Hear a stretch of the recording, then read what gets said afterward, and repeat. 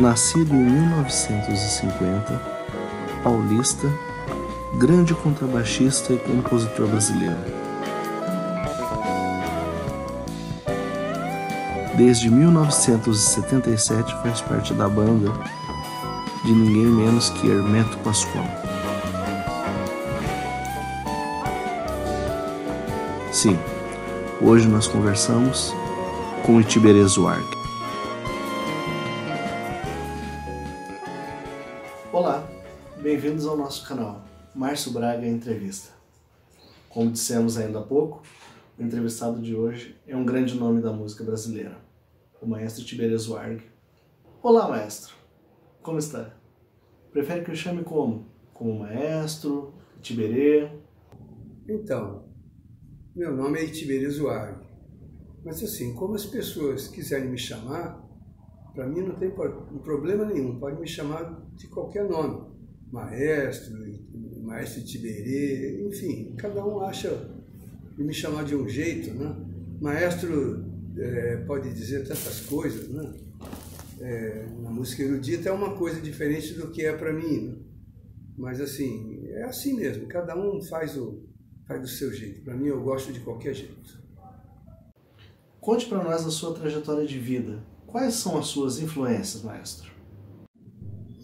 Então, eu comecei a tocar muito jovem, porque eu tinha em casa um ambiente musical muito bom. Meu pai foi músico, ele era compositor, um muito bom compositor, e ele tocava piano, sanfona e violão, e cantava, enfim, em casa sempre tinha ele, os amigos, tocando. Então, desde muito jovem, uma vez tinha um contrabaixo lá em casa, do lado do piano, assim, e eu ficava tocando aquilo lá como se eu soubesse, né?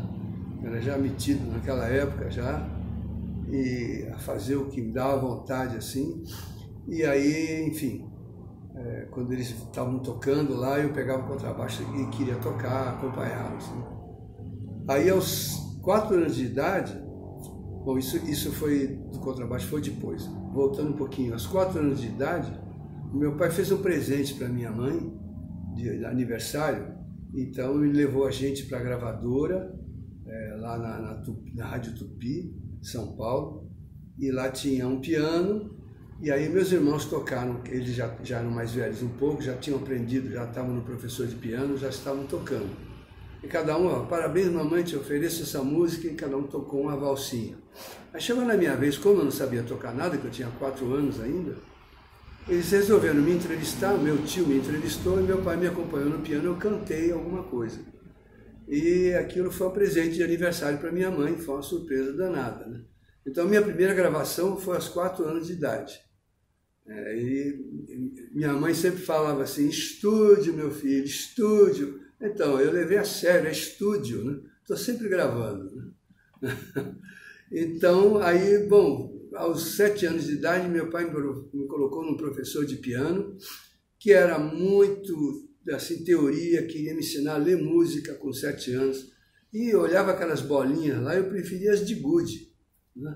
Não dava não para mim, eu não curtia aquilo não. Eu decorava a música e ele achava que eu estava lendo. Eu decorava e tocava para ele decor, né? Aí, vamos para a segunda. E na segunda eu não lia nada, porque eu não li nem a primeira, né? E ele não entendia o que estava acontecendo, né? Enfim, aos 10 anos tive um outro professor de piano, um pouco mais aberto, mas mesmo assim ainda tinha que... E eu estava querendo jogar futebol, estava no outro mundo. Agora, aos 13 para 14 anos, caiu um violão na minha mão. Foi aí que a música gritou. Aí foi realmente sério, né? Meu pai me ensinou alguns acordes, e com aqueles acordes eu fui põe o dedo para frente, outro para trás, eu fui... onde é que está o som, né? Eu já tinha o som na cabeça, né? Eu já tinha muito som dos acordes na cabeça, só não sabia onde eles estavam no instrumento. E aí eu fui achando que estava descobrindo acordes, não estava descobrindo acordes, eles já existiam, eu que estava descobrindo, né? Então foi esse o meu começo, né? Daí começar a tocar muito violão. Meu pai tinha uma boate em Itanhaém, e dali eu tocava muito violão, aquelas músicas de bossa nova, cheias de harmonia bonita. Aquilo me cativou muito, né? E daí para o contrabaixo foi um pulo. Meu irmão era pianista, mais velho, eu tocava com ele me deu um baixo de presente, foi o meu primeiro contrabaixo. Daí eu fui indo, aí comecei a tocar na Noite Paulista, dando canja, fazendo baile primeiro, depois dando canja com os grandes músicos. Quando chegou aos 17 anos, fui tocar com o Bossa Jazz Trio, né? Antes disso toquei com o Xangô 3, que era um trio muito legal, eu, Zé Eduardo Nazário e o pianista, e a gente ensaiava todo dia, era demais, né? Ensaiávamos todo dia de tarde, eu estudava à noite, eu saía de lá direto para a escola, né? E depois disso foi para o Bossa Jazz Trio, toquei no Brasil inteiro, aí foi que eu comecei a viajar, fui para o México e tal, e tinha que me dar autorização porque eu não tinha 18 anos ainda. Enfim, aí toquei com o Edu Lobo no Memórias de Marta Saré, nessa época aí. E aí fui tocando na Noite Paulista. Naquela época tinha muitos... A qualidade da noite era outra, em termos de qualidade musical, né? Se tocava melhor, com harmonia bonita, tinha essa preocupação. Até que um dia, com 27 anos, eu entrei no grupo do Hermeto e estou até hoje, né? Nesse meio tempo eu fiz a Tiberê Orquestra Família, fiz o Tiberê Zoarg Grupo, enfim. E é isso aí. Estou aqui hoje dando essa entrevista para vocês. Por que o contrabaixo? Eu trouxe essa pergunta, inclusive, porque, enfim, num nível infinitamente inferior, também sou músico, também sou contrabaixista, e essa é uma pergunta que eu sempre escuto. Então, por isso quis trazer essa pergunta para o nosso bate-papo. Por que a escolha do contrabaixo? Então, o meu irmão tocava piano e eu tocava violão. Acontece que eram dois instrumentos de harmonia. Eu fazia aqui, ele fazia ali. Então eu comecei a tocar nos graves do violão, nas 4 cordas graves, que são exatamente as cordas do contrabaixo, só que soando a oitava acima. E foi aí que eu comecei a, sem querer, intuitivamente, me encaminhando para o contrabaixo. Então foi uma coisa muito natural. Até foi engraçado porque tinha um guitarrista, muito bom guitarrista, tocava com meu pai, e ele achava que quando eu comecei a tocar contrabaixo, que eu tinha desistido do violão, que eu tinha fugido da raia. Como se o contrabaixo fosse uma coisa mais fácil, qualquer um toca. E naquela época, de repente, até no mundo dele, isso poderia ser até uma certa verdade. Isso tocava muito, era bumbo de corda, né, o apelido, né? Era muito básico o contrabaixo, né? Não em todos os lugares, é claro, mas muita gente tocava contrabaixo muito básico. Então, só que eu não, na minha cabeça já queria muito mais coisas, né? Então, eu não fugi da raia, não. Eu peguei uma coisa muito mais indigesta ainda, que era um contrabaixo no nível em que eu sempre percebi que ele poderia atuar, né? É isso. Você poderia explicar um pouco para nós, maestro, um pouco da sua experiência nos dois grandes ambientes que o músico frequenta, que são o palco e o estúdio? Fala um pouquinho para nós sobre isso. Então, a experiência que eu tenho de palco e estúdio, elas são bem interessantes mesmo, porque no palco é o aqui e agora, né? No palco você tem o momento, né? O momento, o agora e o público, né? E é uma motivação muito legal de você tocar tudo que você estuda, tudo que você se prepara, né? E a oportunidade de desenvolver o relaxamento, que é tão importante para você entrar num palco, e a busca pelos flagrantes, né? Aquela coisa que acontece no momento, né? Isso é muito legal. Agora, o estúdio, ele tem isso, mas não nesse nível, né? O estúdio, ele tem a coisa que você tem tecnicamente uma capacidade de fazer mais bem feito. Se você errou alguma coisa ou não gostou de uma interpretação de alguma coisa, você vai lá e grava de novo, né? Então tem todas essas ferramentas, né? E cada vez mais, agora o estúdio você pode tudo, né? Pode fazer tudo no estúdio, tem milhões de opções. Então é muito diferente. Agora, você não vai tocar igual no estúdio que você vai tocar no palco. E não dá certo. O estúdio é muito mais técnico, né? O palco você se atira mais, né? Eu sempre me atirei no estúdio também, mas ele tem uma limitação, né? O palco é diferente. O palco você tem que esquentar mais, né? É o aqui e agora.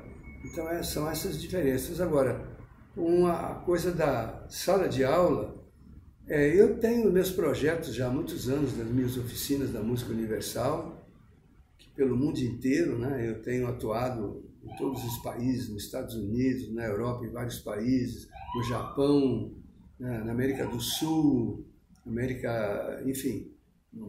E tenho feito também minhas aulas particulares também.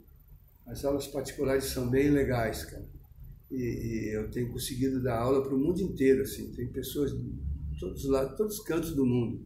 A gente faz aula online e é muito legal. Eu tenho conseguido passar para as pessoas muito dessa coisa da música universal, né? Dessa linguagem livre, criativa, né? Deixando com que a sua intuição te carregue e não o seu racional carregue tua intuição, né? Todos esses conceitos, né, que são tão importantes, eu tenho conseguido passar para muita gente e fico muito feliz por isso. Chega para nós uma pergunta do baterista Adriano Moreira. Ele é brasileiro, mas ele reside na cidade de Taipei, em Taiwan. Ele traz duas questões bastante interessantes. Uma, primeiro, qual é o seu processo criativo, o seu processo de composição? E também pergunta como você faz para encontrar o ponto de equilíbrio dentro de si? Meu processo de composição, de criação, na verdade, é muito amplo. E eu não tenho por onde começar. Eu sempre começo de um jeito ou de outro, varia demais, né? E é sempre assim, primeiro imagina, depois toca. E não ao contrário, né? Sempre tem que estar na minha cabeça primeiro, na minha imaginação, depois vai para o papel, ou para o piano, ou para o contrabaixo, ou para o arranjo, ou para uma peça toda no meio de uma oficina. Enfim, para todas as coisas, primeiro é a imaginação, né? A escuta, foco, imaginação. E assim, eu posso começar com a percussão e depois vou colocando as coisas por cima. Então não tem um processo só, tem vários processos, né? É bem aberto, né? Agora, quanto ao meu equilíbrio, através da vida a gente vem aprendendo um monte de coisas, né? Aprendendo de nós mesmos, né? Como nos equilibrar, né? Eu faço uma terapia que é muito importante, muito bacana há alguns anos, me ajuda muito a cada vez poder me enxergar melhor, e a própria música também, ela sempre me reequilibra, né? Através dela, eu estou sempre com a minha essência, né? Através dela. É isso aí. Se tem uma figura que não dá para dissociar da sua, é a figura de Hermeto Pascoal. E eu queria que você comentasse um pouco de como você foi parar na banda de Hermeto Pascoal e a sua relação com esse grande gênio da música brasileira. Então, eu conheci o Hermeto, na verdade, quando eu tocava lá com o Xangô 3, teve uma lá em São Paulo, né? Onde eu nasci, né? E morei até os 27 anos. Nessa época eu tinha 16 para 17, e nessa tarde o pianista ficou doente, não pôde ensaiar, e aí eu e o Zé Eduardo Nazário, um olhou para a cara do outro e falou: pô, ficar sem tocar não rola, né? Então vamos até o Canja, de repente tem algum som lá.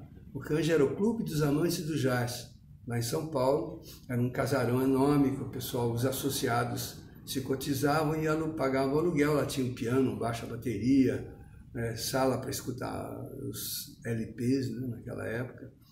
E então, chegamos lá, por coincidência, quem é que estava tocando piano que nem um maluco? Era o Hermeto, cara. Naquela época, com o cabelo curto ainda, né? Meio que irreconhecível, né, do que a gente conhece hoje.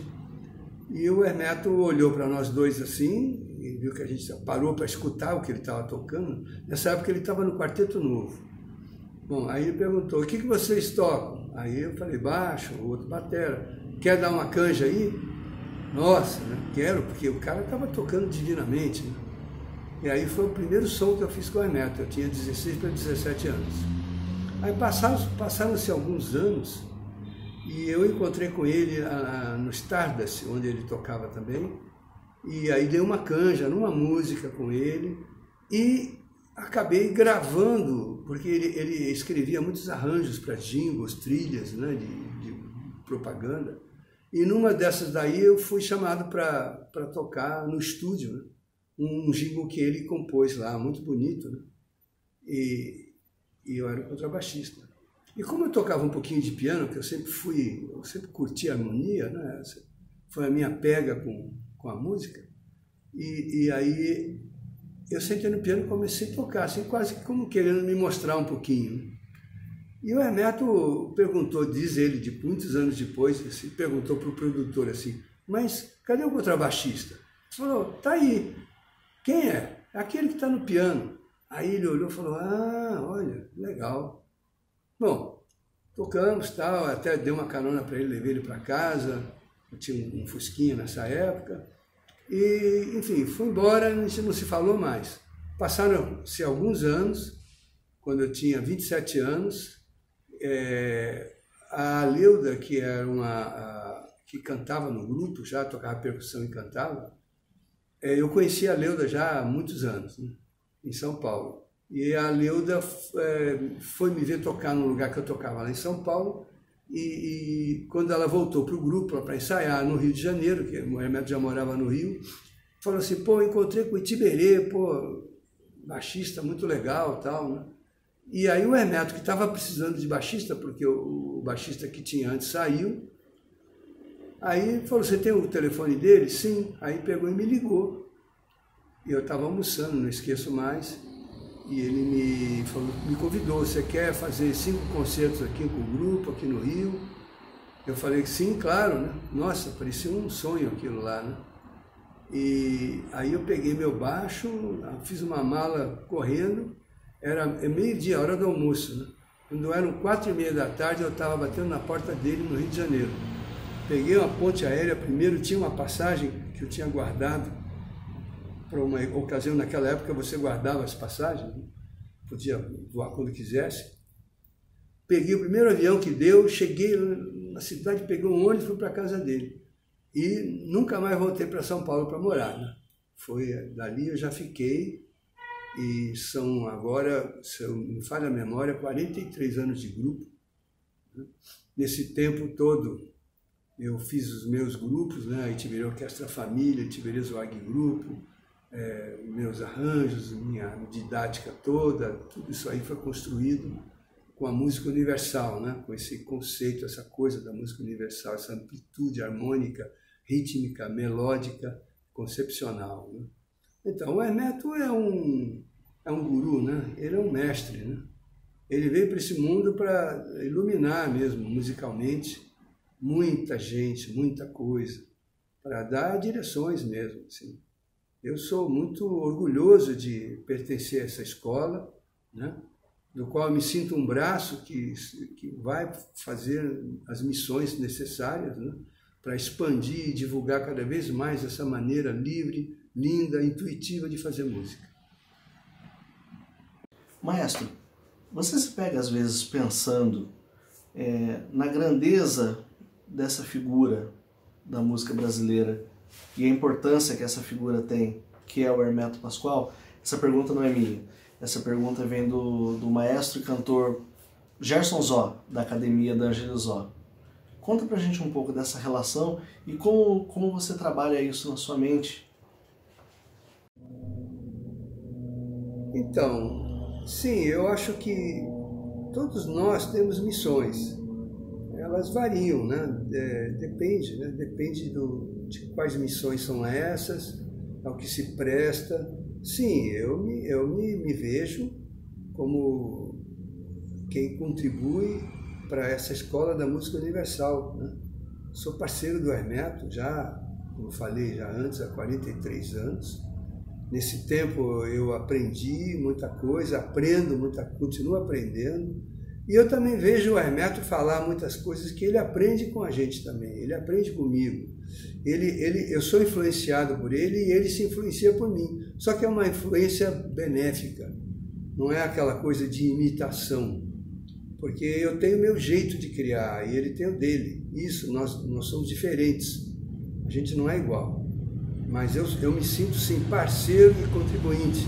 E sou muito orgulhoso disso. Eu acho que o mundo precisa, de uma forma geral, de mais música. Mas música nessa profundidade, sabe? Mais música do coração, música da intuição. Né? Porque o mundo está passando de fase mesmo. A gente tem que conseguir enxergar isso para poder valorizar isso tudo das missões que a gente tem na vida. Né? Explorando ainda a sua trajetória, eu queria que você falasse um pouco para nós sobre a Orquestra Família e sobre o Itiberê Grupo. Aí o Hermeto me falou, agora você tem que sair e fazer o seu trabalho. Você tem que fazer um trabalho, você tem bala na agulha para fazer esse trabalho. Então não pode deixar de fazê-lo. Isso era 98 para 99. E aí eu saí e fui fazer uma oficina, porque era aquilo que vinha na minha cabeça, era uma coisa que eu sabia fazer, lidar com todos os instrumentos, suas funções, né? Bateria, o baixo, o piano, o solista, e fazer arranjo sempre foi uma coisa, um sonho para mim, né? Compositor que sou também, então já tinha isso tudo na veia. Né? Então eu fiz a primeira oficina na escola ProArte, né? De música. Dali vários jovens vieram logo de cara, assim, uns 15, né? E então aquilo foi ficando tão importante, eu fui compondo na hora, ao vivo com eles. Eles adoraram o processo, era tudo intuitivo, não tinha partitura, não tinha nada. A gente escrevia depois que estava já tocando, né? Aí passava para o papel. Então isso ficou tão importante que eu resolvi dar paternidade para esse projeto. Em vez de ser oficina ProArte, como o pessoal de lá queria, eu quis chamar de Itiberê Orquestra Família. Então essa foi a Itiberê Orquestra Família que gravou o primeiro trabalho em 2000, que foi o CD Pedra do Espia, que até foi relançado agora em Londres, né?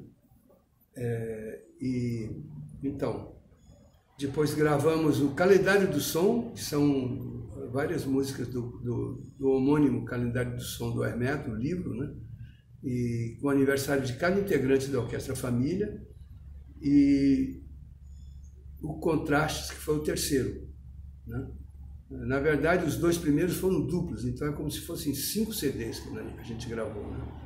E isso ficou histórico mesmo. Assim. Eu recebi muitos elogios vindo do pessoal do jazz americano, lá dizendo quanto importante tinha sido aquele trabalho lá, ainda mais feito com jovens, assim, né? E isso abriu muitas portas para o meu lado didático, né? E que eu faço até hoje, né? E rendeu também orquestras famílias diferentes que eu fui fazer em outros lugares. Eu fiz no Japão, agora em novembro do ano passado, a Itiberê Orquestra Família do Japão.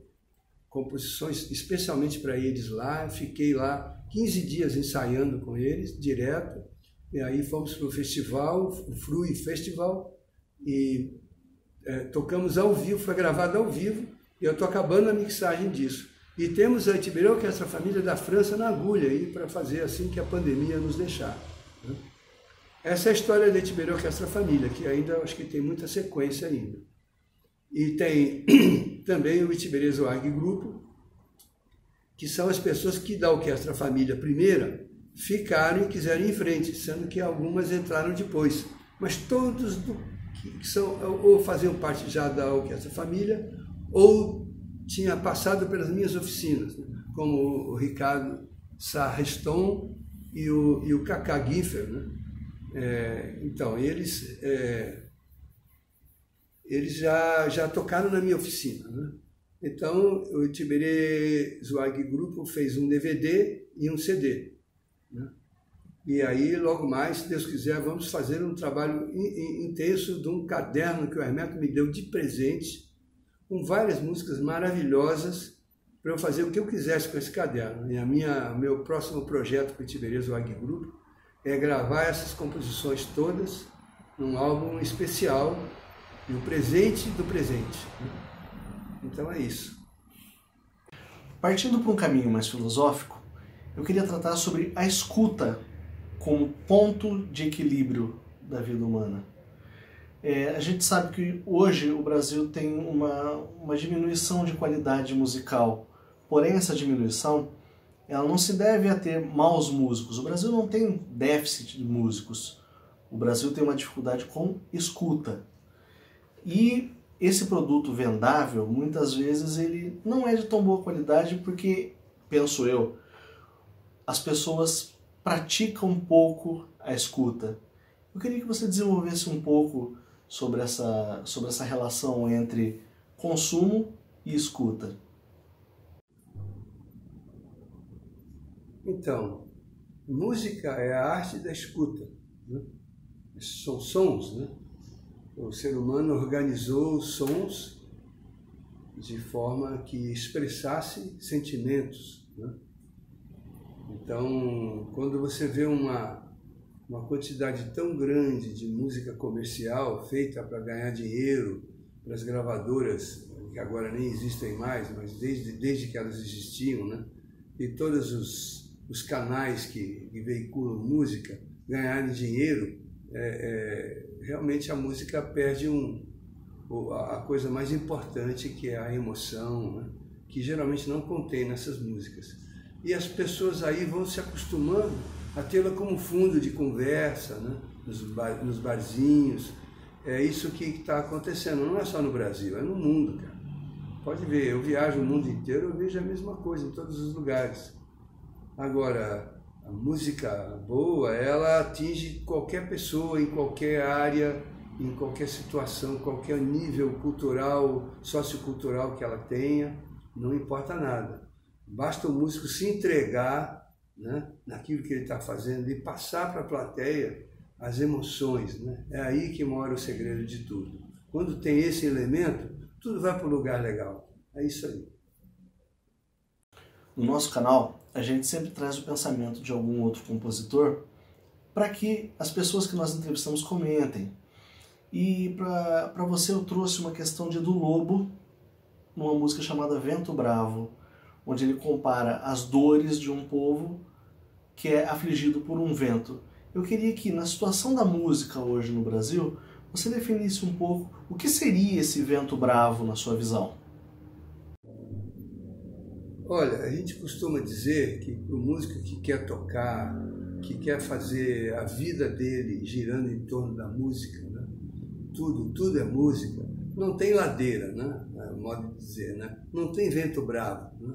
Sabe? Ele consegue de um jeito ou de outro, nem que ele tenha que começar passando o chapéu na rua, entende? Mas ele está tocando o melhor dele, está cada vez construindo mais música dentro de si, está crescendo como músico, então ele vai abrindo as porteiras e tudo pode acontecer de bom, entende? É só ter fé nisso, acreditar nisso, que mesmo nesse espectro horroroso que está hoje aí dessa música comercial, mas as pessoas que quiserem tocar de verdade, com o coração, e estudar o seu instrumento, tocar competentemente, vão conseguir lugar ao sol.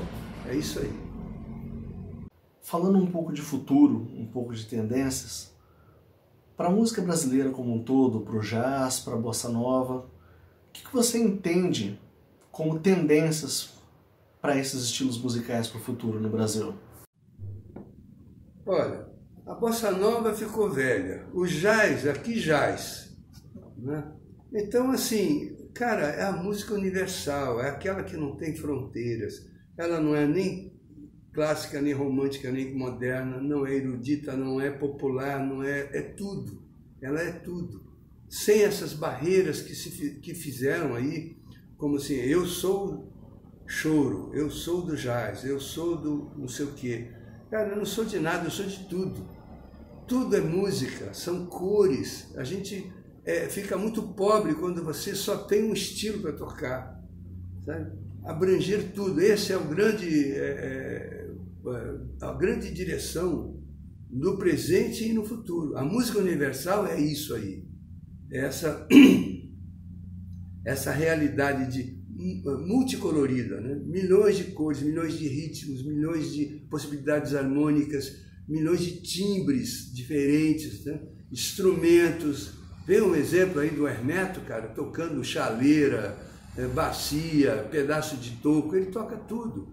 Porque ele está querendo dizer para a gente assim, olha, meus queridos, tudo pode ser feito música, com tudo, tudo é som, desde que você organize, né? Você crie em cima daquilo. Então você abre horizontes, está muito fechado tudo, né? Vamos abrir, né? Viva a música universal! E você, maestro? Quais os seus projetos para o futuro? O que nós, ouvintes, podemos esperar de Tiberias Ward para o futuro? Olha, a primeira coisa que eu fiz quando eu saí para o mundo para fazer meu trabalho solo, minha carreira solo, foi fazer a Orquestra Família. Foi primeiro uma oficina que virou a Orquestra Família, né? Porque ficou tão importante. E essa Orquestra Família, eu comecei agora no projeto que está, na verdade, na fase de mixagem e masterização, já está quase acabando, a Tiberi Orquestra Família do Japão. Foi uma experiência maravilhosa, eu fiquei muito feliz. E abrir as possibilidades de fazer isso em todos os lugares do mundo, onde eu puder fazer. E eu já tenho aqui uma proposta bem legal mesmo da França, já tenho o projeto todo escrito, tem um outro na Austrália para fazer, projeto todo escrito também, esperando só, agora a pandemia aí não está deixando a gente, por enquanto, mexer em nada. Mas assim, está tudo esperando, stand-by total, né? Então, esse é um projeto que eu tenho já de presente e de futuro, né? Tem um outro de futuro que é com o meu grupo, que é fazer o presente do presente, que é um projeto em que eu vou gravar com o meu grupo, meus arranjos, músicas, 105 músicas, que o Hermeto me deu em 2 cadernos diferentes e falou para mim assim, Tó, isso é para você fazer o que você quiser, é teu. Então, isso aí é o presente do presente, né? Então, para mim vai ser uma coisa muito legal de fazer. Quero fazer um grande projeto para poder colocar isso no mundo, porque ele é grande mesmo, é um projeto muito grande. Então, pelo menos uns 4 CDs para colocar. As músicas são curtinhas, né? Então, não vai ter muita improvisação, vai ser o arranjo mesmo, e o grupo tocando, meus arranjos, os timbres, a gente vai escolher tudo para ficar bem, com bastante opções, né? E é isso aí. Esse é um grande projeto de futuro. Continuar com as minhas aulas, porque eu estou assim, fazendo aulas maravilhosas, podendo dar para as pessoas um pedaço daquilo que eu tenho, né? De experiência e de mostrar as direções, né? Continuar essas aulas e esse Músicos Online, né? Que é um novo projeto também, que eu sou arranjador, e tem o pessoal que toca, né? O Ajurinã é o baterista, o JP, o saxofonista, a Mariana Zuarg, a flautista, né? Então a gente tá fazendo um monte de coisas bacanas, as pessoas estão pedindo arranjos para a gente, e a gente está gravando aqui online, né? Cada um na sua casa, e esse é um projeto que vai ficar para o futuro ainda, mesmo depois que acabar a pandemia. Esse organismo que a gente criou, Músicos Online, né? Ele continua, né? E olha, tem muitos projetos ainda, se eu vou ficar meia hora aqui para falar, não sei se eu consigo fazer todos, mas eu tenho eles já assim, endereçados já, só falta colocar o pé na estrada, é isso aí.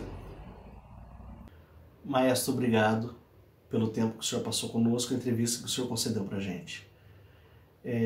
Nós agradecemos de verdade, é uma honra para o nosso canal receber uma pessoa da sua estatura musical. Nós vivemos um tempo complicado de isolamento social e eu tenho certeza que para a nossa cultura contribui muito uma entrevista desse tipo. Eu venho de pedir uma mensagem para essas pessoas que estão em isolamento hoje. O que o senhor poderia deixar para essas pessoas que acompanham o nosso canal? A mensagem que eu quero deixar para todos, primeiro, é claro, repetindo, né, o que todo mundo fala, vamos nos cuidar, a vida é uma preciosidade e a vida dos outros também, então nos cuidar é também cuidar dos outros, né, para que nada possa passar para os outros e nem pegar na gente, né? Claro, isso em primeiro lugar, essa parte de saúde, mas vamos nos cuidar também com a cabeça, né, com o coração, sabe? É uma época de muita transformação. A gente tem que já meio que intuir um mundo futuro que está chegando aí, um novo, né? Porque vem depois dos ensinamentos que essa batalha que a gente está travando vai nos dar, né? A gente não seremos os mesmos depois disso, com certeza, em todos os níveis, né? Inclusive no nível musical também. Então, o nível psicológico das pessoas, sabe? A gente está se transformando. Então, assim, cara, a realidade, aquilo que tem que ficar sempre na frente. A gente tem que aceitar a realidade. Isso faz parte de uma situação em que a gente fique bem com a gente mesmo. É aceitar o que está rolando, entende?